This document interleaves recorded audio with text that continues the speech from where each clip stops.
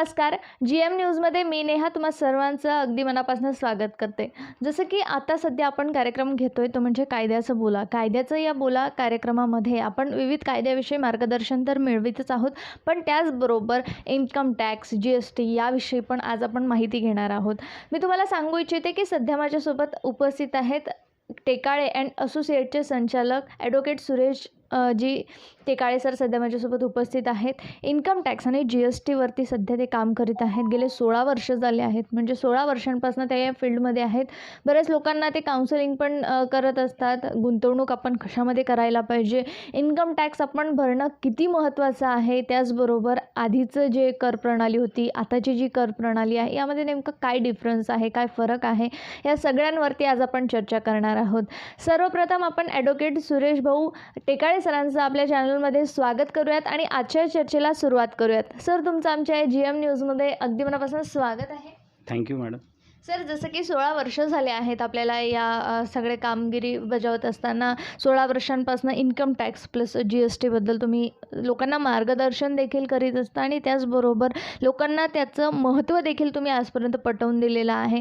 आज आम्ही देखील तुमच्याकडे त्याचसाठी आलेलो आहे. इन्कम टॅक्स भरणं का आवश्यक आहे, किती जबाबदारीने आपण ते इन्कम टॅक्स भरायला पाहिजे, ही सगळी चर्चाचं आज आपण करणारच आहोत. पण आम्हाला सांगाल की जेव्हा तुम्ही या फील्डमध्ये उतरले होतात, आपली जी सुरुवात आहे ती नेमकी कशी झालेली होती, त्याबद्दल आम्हाला सर्वप्रथम सांगा. सुरुवात तर असं झालं आहे की actually I am a mechanical engineer. Mechanical engineer मी औरंगाबादला कंपनी जॉब करत असताना घटना अशी घडली, वडील एक्सपायर झाल्यामुळं मला रिटर्न बॅक टू वाशिम यायचं काम पडलं. आणि इथे मग आमचे मित्र आहेत अनिल गुणागे, यांच्याबरोबर वर्कशॉपला काम करत असताना आम्ही पुण्याला BA ग्रॅज्युएशन केलं. तसंच मग गाड्याचे ॲक्सिडेंट एवढे वाढले तर ते म्हणे आपल्याला ॲक्सिडेंट क्लेम सेटलमेंट करायचे, त्यामुळे तू लॉला ॲडमिशन घे. तर लॉला ॲडमिशन घेतली, काही ॲक्सिडेंटचे केसेस केले, पण तसं मला तिकडे मन रमलं नाही. मग अनिल गुणागे यांच्या मित्रामार्फतच मला मग अकोल्याला ॲडव्होकेट व्यास यांची भेट झाली. ते टोटल इन्कम टॅक्सचेच कामं करतात. तर त्यांच्याकडे मी इन्कम टॅक्सची प्रॅक्टिस केली 1 वर्षभर. त्याच्यानंतर मग वाशिमला मी इन्कम टॅक्सचं काम सुरू केलं. बिलकुल. आणि आपलं जे ऑफिस आहे आता सध्या ते बाकलीवाल शाळेजवळ आहे. त्याचबरोबर इथे काय काय नेमके कामे होत असतात, टेकाळे अँड असोसिएटमध्ये काय काय कामे आपल्या इथे होत असतात, पॅन कार्डशी रिलेटेड, आणखीन इन्कम टॅक्स प्लस GST बद्दल आपण काय काय कामे, काय काय सेवा लोकांना देत आहात, त्याहीबद्दल आमच्या दर्शकांना सांगा. इथे बघा, NSDLचं जे सेंट्रल गव्हर्नमेंटचं युनिट असतं पॅन कार्ड बनवण्याचं, ते वाशिममध्ये 2 ठिकाणी, 1 ठिकाण माझ्याकडे ॲथॉराइज आहे. नियर अबाउट जर माझा रेकॉर्ड पाहिला तर near about 4 lakh pan card आपण आजूबाजूच्या 5-6 जिल्ह्यामधनं मी आतापर्यंत इथे काढलेले आहेत आणि डे बाय डे ते वाढतच चालले आहे. सेकंड थिंग, आम्ही GSTचे पण फाईलमध्ये काम करत असतो. इन्कम टॅक्सचे 2 प्रकारे आमच्याकडे पक्षकार येत असतात. एक आहे सॅलरी वर्ग, जर नोकरदार वर्ग त्यांनाही त्यांचा हिशोब द्यावा लागत असतो, आणि दुसरे आहेत व्यापारी, त्यांनाही त्यांचं मर्यादा संपल्यानंतर किती टॅक्स भरावा लागतो, काय भरावं लागतं, तर त्याची फाईल आम्ही मार्च एंडला ते कॅल्क्युलेशन करून देत असतो आणि गव्हर्नमेंटच्या निधीमध्ये तो कर जमा करत असतो. सर, आता आपण याशिवाय बरेचसे कामं आणखीन बजावित असतात. आणखीन काय काय पद आपल्याकडे आहेत, कुठल्या पदांवरती आपण कार्यभार सांभाळत आहात, त्याहीबद्दल आमच्या दर्शकांना ऐकून घ्यायचं. तसे सोशल तर कामं असे आपण बरंच करत असतो. महत्त्वाचं काम जसं 2 वर्षापूर्वी आमच्या हातून झालं, तर मी वाशिमकर ग्रुप फॉर्म झाला होता. इथलं प्राचीन बालाजी मंदिर आहे, तिथलं देवतळाव खोदण्यासाठी नियर अबाउट आम्ही सुरुवात केली होती. आणि पाहता फॉरेनहून माझ्या अकाउंटला असे नियर अबाउट 17 लाख रुपये माझ्या अकाउंटला इथे गोळा झाले होते. आणि नियर अबाउट आम्ही 14 लाखाचं ते काम केलं. तर काम एंड होताना जवळपास 2,88,000 माझ्याकडे शिल्लक पण होते. त्यामध्ये मग आता पुढच्या नंतरच्या 3 वर्षामध्ये आम्ही वेगवेगळे प्रोग्राम जसे घेतले. गणपती शाडूच्या मातीचाही प्रोग्राम घेतला आणि नियर अबाउट आम्ही 498 500च्या आसपास आम्ही वृक्षारोपण पण लावलेले आहेत. तर त्यातले नियर 100च झाडं सध्या आहेत. तर अशा प्रकारे थोडे बहुत सोशली कामं चालते. सेकंड पद जे असते की आमचे जे टॅक्स प्रॅक्टिशनर असोसिएशन आहे त्याचं मी सध्या सेक्रेटरी या पदावर काम आहे. पॉलिटेक्निक इथे जे युनिट आहे त्याचं मी ॲल्युमिनी असोसिएशनचा व्हाईस प्रेसिडेंट आहे. आणि इथले ॲडव्होकेट रामकृष्णजी राठी लॉ कॉलेज जे आहे त्या ॲल्युमिनी असोसिएशनचं मी प्रेसिडेंट आहे. नक्कीच. आता तुम्ही आम्हाला पद नेमके सांगितलेले आहेत. मी तुम्हाला सांगू इच्छिते, की सर या फील्डमध्ये तर त्यांची कामगिरी बजावीतच आहेत. त्याचबरोबर ते सोशलमध्ये पण तेवढेच ॲक्टिव्ह आहेत.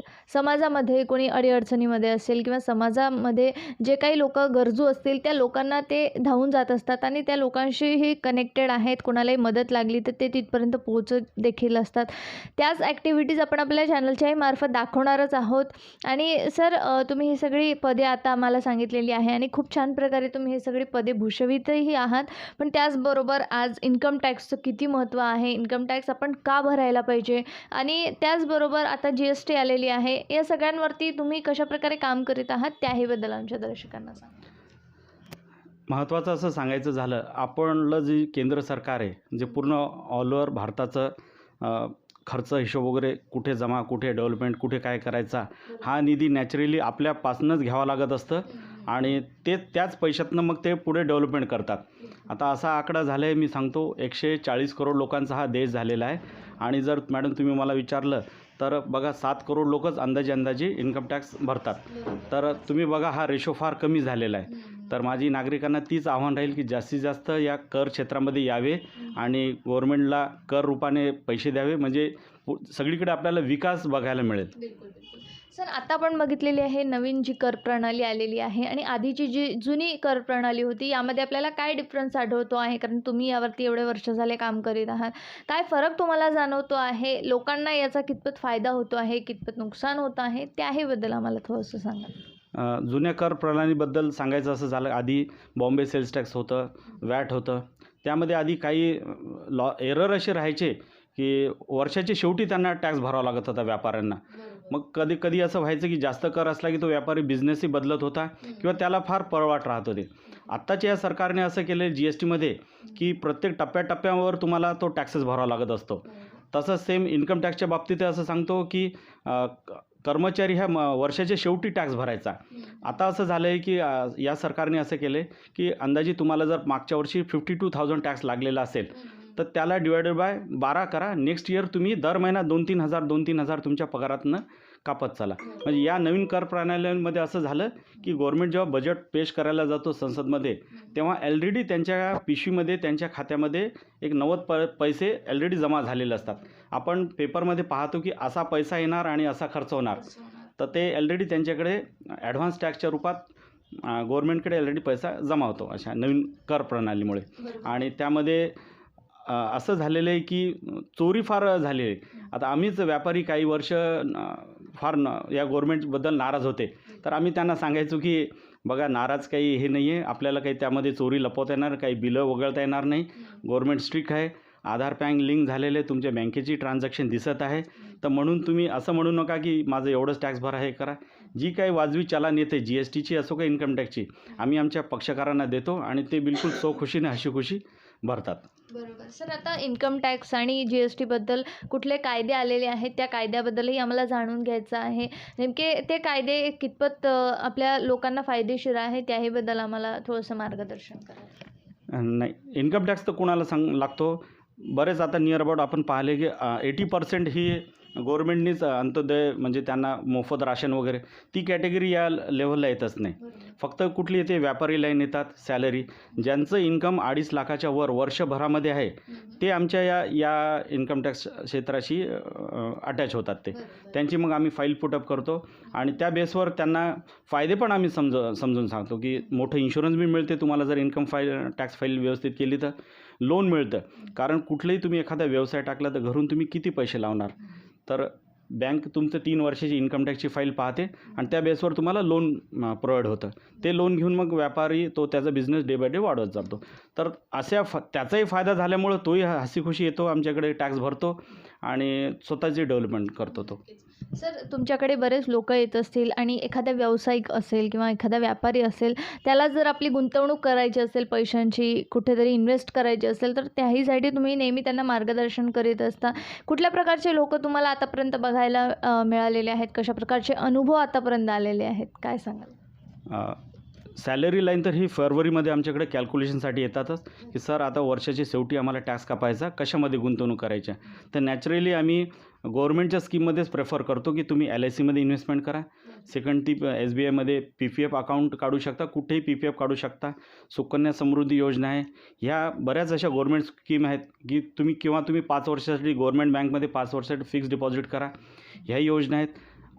गव्हर्नमेंटचा जो कोटा आहे 1.5 लाखाचा, तो इन्व्हेस्टमेंटचा कोटा संपल्यानंतरही जर अजून काही पक्षकार विचारतात की अजून कशात गुंतवणूक करायची, तर आम्ही सांगतो PM फंडमध्ये दान करा किंवा CM फंडमध्ये दान करा. तिच्यातही तुम्हाला म्हणजे इकडे टॅक्समध्ये सूट भेटतं. तरी जर तुम्हाला आज वाटत असेल तर आपल्या जवळच गजानन महाराज मंदिर आहे, तिथे दान करा किंवा शिर्डी साईबाबाला दान करा. अशा लोकांनी ज्यांना टॅक्स लागतो त्यांना आम्ही सांगतो की तुम्ही डोनेट करा, त्यामुळे पण तुमचा कर वाचू शकतो. सर, आता तुम्ही सांगितलेलं आहे डोनेट आपण कुठे करायला पाहिजे आणि त्याचबरोबर बोलता बोलता तुम्ही हे देखील म्हणाले आहेत शासनाच्या काहीतरी योजना आहेत त्यानुसार पण आपण आपले पैसे इन्व्हेस्ट करू शकतो. त्या योजना नेमक्या कुठल्या आहेत? जसं आता तुम्ही सुकन्या योजना ज्याबद्दल बोलल्या आहात, अशा प्रकारे कुठल्या योजना आहेत आणि त्याहीबद्दल आम्हाला थोडीशी माहिती सांगा. योजनाचं डीप नॉलेज जर असं म्हणायचं की गव्हर्नमेंटने आता सध्या म्युच्युअल फंड इन्व्हेस्टमेंटमध्ये जरी करत असाल तर त्यामध्ये पण सूट दिलेलीच आहे. आणि आधीपासून फेमस योजना आहेत. सर्व LICला तर सर्वच प्रेफर करतात, कारण कोणाला असं वाटते की मला काही कमी जास्त झालं तर माझी फॅमिली सेक्युर राहा म्हणून तो LIC काढतातच. आणि व्यापारी वर्ग आमचा याच्यामध्ये थोडा कमी असतो. त्यांना असं वाटतं की गुंतवणूक कशाला करायची, तो त्यांच्या बिझनेसमध्ये इन्व्हेस्टमेंट करण्याचा प्रयत्न करतो. माझं त्यांना आव्हान राहील, त्यांनी पण LIC स्वतःची लाईफ सिक्युअर करावी. सेकंड थिंग, ज्या योजना आहेत याच्यामध्ये जर कोणी अपंग वगैरे असेल तर त्यांनाही गव्हर्नमेंटकडनं सूट भेटते 80D सेक्शनखाली. आणि 80G सेक्शनखाली तुम्हाला आता मी पूर्वी सांगितलं जे डोनेशन शब्द येतो त्यामध्ये की तुम्ही CM फंडला डोनेट करू शकता, PM फंडला. तर गव्हर्नमेंटची चांगली स्कीमपैकी जी आहे, पोस्टामध्ये पण PPF वगैरे आहे किंवा पोस्टाची एक PLI म्हणून इन्शुरन्स स्कीम आहे, त्यामध्ये बी आम्ही सांगत असतो. आता तेही मर्यादा झाल्यानंतर ज्याचं थोडं इन्कम 9 लाखाच्या अबोव आहे त्यांना आम्ही असं सजेस्ट करत असतो की तुम्ही फॅमिली इन्शुरन्स घ्या, म्हणजे हेल्थ इन्शुरन्स घ्या. त्यामध्ये तुमची वाईफ आणि तुमची दोन्ही लेकरं कवर होऊन जातात. त्यात असा बेनिफिट होते की इकडे इन्कम टॅक्सही वाचतो आणि तो तिकडे जो जाणारा हप्ता आहे तो तुमचं डबल बेनिफिट होऊन जातं. म्हणजे इमर्जन्सी कदाचित तुम्हाला काही बिमार वगैरे पडले तर तुम्हाला कॅशलेस हॉस्पिटलची ती फॅसिलिटी वगैरे भेटू शकते. इन्कम टॅक्स आणि GSTबद्दल अतिशय महत्त्वपूर्ण मार्गदर्शन तुम्ही यावेळेस आम्हाला केलेलं आहे. आपण यावेळेस चर्चेला थोडंसं वेगळं वळण देऊयात. आपण ज्या फील्डशी रिलेटेड आहात त्या फील्डशी आपण बरंच आता बोललेलो आहोत, पण त्याचबरोबर आम्हाला तुमच्या वैयक्तिक आयुष्याबद्दलही बरंच काही जाणून घ्यायचं आहे. तुमचे जे स्वप्न होते अगोदरपासनं, प्रत्येकाचे काहीतरी स्वप्न असतात. कुणाला डॉक्टर व्हायचं असतं, कुणाला इंजिनियर व्हायचं असतं, कुणाला आणखीन काही व्हायचं असतं. तुमचं जे स्वप्न होतं ते नेमकं काय होतं की अगोदरपासूनच तुम्हाला ॲडव्होकेट व्हायचं स्वप्न होतं, काय सांगाल? नाही, अगोदरपासून नव्हतं. ॲक्च्युली तुम्हाला आधी सांगितलं मी मेकॅनिकल इंजिनियर आहे. मला आमचे मॅक्झिमम मित्र आजही ॲटोमॅटिव्ह सेक्टरमध्येच आहे आणि सक्सेसफुली ते एन्जॉय करत आहे. पण ते ॲक्च्युली माझ्याकडे जेलस यासाठी आहेत की तू प्रॉपर वाशिम सिटीमध्ये आलं आहे, वकिली करतो आहे, आई वडिलांची सेवा करतो आहे, फॅमिली जवळ आहे. आम्हाला असं आहे की पुणे मुंबईला आम्ही सेटल झालो, पण आईवडील जवळ नसल्यामुळं थोडंसं तो एक आहे. तर अनाथाने मी ॲडव्होकेट फील्डमध्ये आलो, मी सांगितलं आपल्याला ऑलरेडीच. तर माझं चालू आहे की जास्तीत जास्त कर संकलित करून गव्हर्नमेंटकडे जमा करावे. सेकंड थिंग असं सांगू शकतो, GST डिपार्टमेंटकडे आमचे जेवढे सहकारी आहेत ॲडव्होकेट आणि CA कर सल्लागार मॅडम, जर तुम्ही पाहिलं तर टार्गेट असतो अंदाजी 20 करोड जमा करण्याचा. आणि आमचे जर तुम्ही जिल्ह्याचं रेव्हेन्यू पाहिलं तर ते 38 ते 40 करोड रुपये आपण वाशिम जिल्हा दिल्ली गव्हर्नमेंटला आपण सरकारला जमा करतो. आणि त्यातली 50-50 विभागणी होते. मग अर्धं स्टेट गव्हर्नमेंटला हिस्सा मिळतो त्यामध्ये नंतर आणि अर्धं सेंट्रलला. तर असं जर तुम्ही रेव्हेन्यू पाहिलं तर सर्वांच्या चांगल्या पॉझिटिव्ह थिंकिंगमुळं ऑल ओव्हर तुम्ही न्यूजपेपरला पाहत असाल की या महिन्यामध्ये near about 1,75 lakh crore tax revenue जमा झालेला आहे. हे अदर कंट्रीजचा पर मंथ रेव्हेन्यू बघूनच तर आपल्याकडे शॉक होऊन जातात की इंडियाने असे काय हे केलं भारत देशाने की त्यांची एवढी कर प्रणाली स्ट्रॉंग झाली. तर अजूनही मी सांगू इच्छितो की मागील गव्हर्नमेंटनी आणि याही गव्हर्नमेंटनी जो डाटा कलेक्ट केला की ऑल ओव्हर इंडियामध्ये 8 करोड व्यापारी आहेत आणि नियर अबाउट फक्त 1,20 लाख लोकांनी GST नंबर घेतलेला आहे.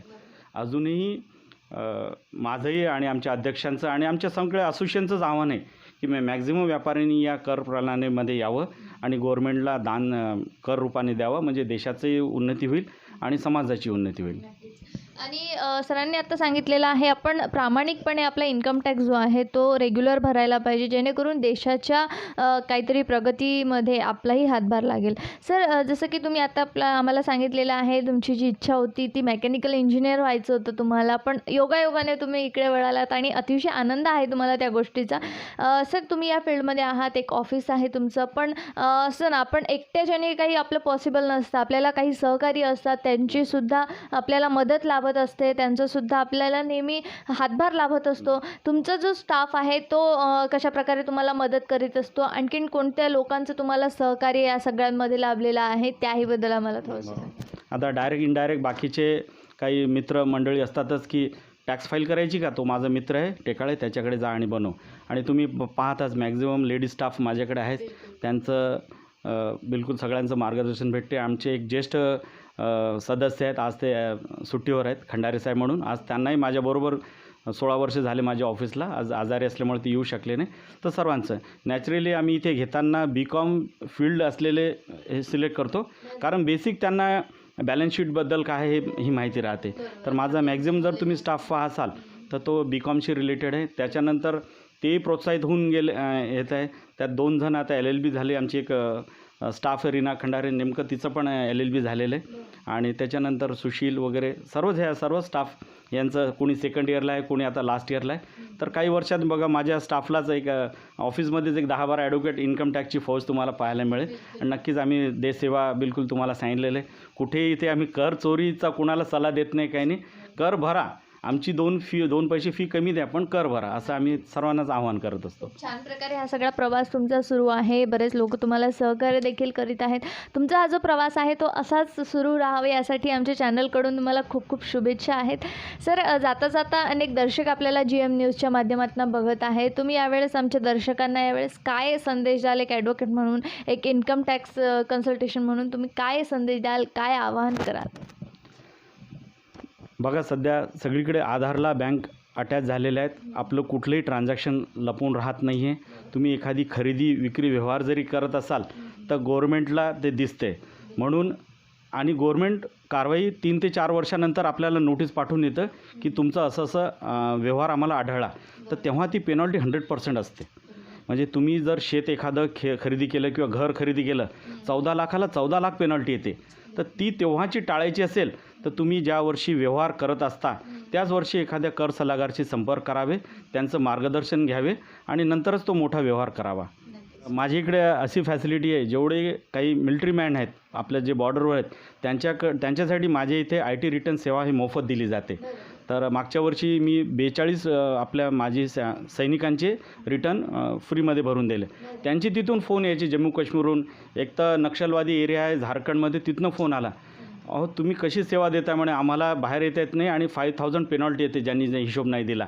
तर मी म्हटलं व्हॉट्सअप आहे सुविधा झालेली गव्हर्नमेंटची, तुम्हाला पॅन कार्ड, आधार कार्ड आणि फॉर्म नंबर 16 मला व्हॉट्सअप करायचा आहे आणि आम्ही इथनं रिटर्न फाईल करतो आणि तुमच्या व्हॉट्सअपला तुम्हाला त्याची कॉपी पाठवतो.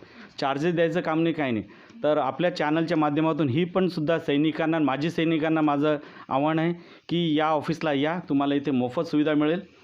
पॅन कार्डचे रिलेटेड, इन्कम टॅक्सचे रिलेटेड आणि अदरही सुविधा तुम्हाला मी मोफत दिल्या जाईल माजी सैनिकांना, सर्व सैनिकांना. नक्कीच. तर माजी सैनिकांना सुद्धा इथे विशेष करून सुविधा उपलब्ध आहे. त्याहीबद्दल जर तुम्हाला इथे मदत लागली तर तुम्ही नक्कीच इथे पोहोचू शकता. बाकरीवाल स्कूलच्या जवळच सरांचं ऑफिस आहे. या ऑफिसपर्यंत तुम्ही पोहोचू शकता. तुर्तास मी नेहा तुम्हा सर्वांची रजा घेते. बघत रहा गजर महाराष्ट्राचा.